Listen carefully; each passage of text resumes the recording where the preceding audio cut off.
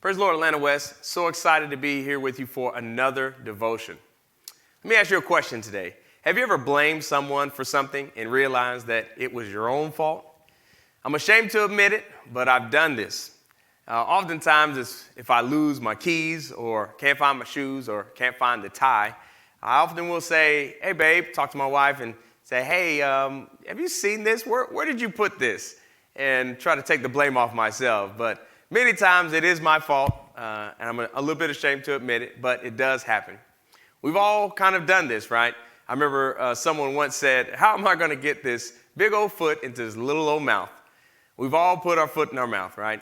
And hopefully we've apologized for it. I want to take you today to a familiar story, the story of David and Goliath, right?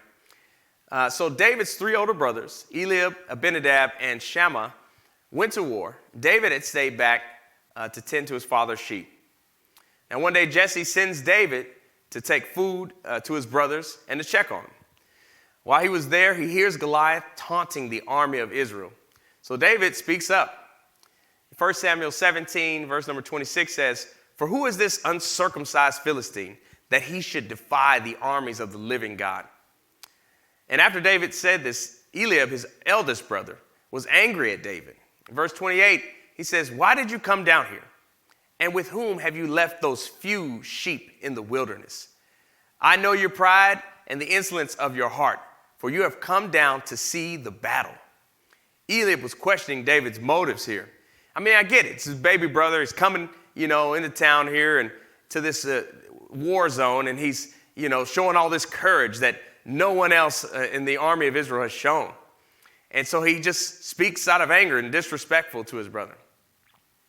He says, "With whom have you left those few sheep?"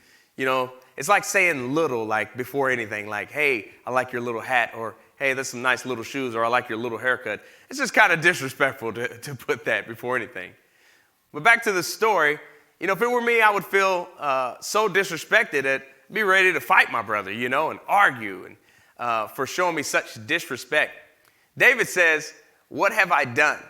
Is there not a cause?" As we know, David went on to kill Goliath. But what if he got caught up with the words of his brother? What if he had fought his brother instead of fighting Goliath? Sometimes we get caught up fighting with our brothers and our sisters that we never get around to fighting the real enemy. Ephesians 6 verse 12 says, "For we do not wrestle against flesh and blood, but against principalities, against powers, against the rulers of the darkness of this age, against spiritual hosts of wickedness in the heavenly places. Therefore, take up the whole armor of God, that ye may be able to withstand in the evil day, and having done all, to stand." So today, Atlanta West, just want to encourage you, don't get caught up fighting with your brothers and your sisters.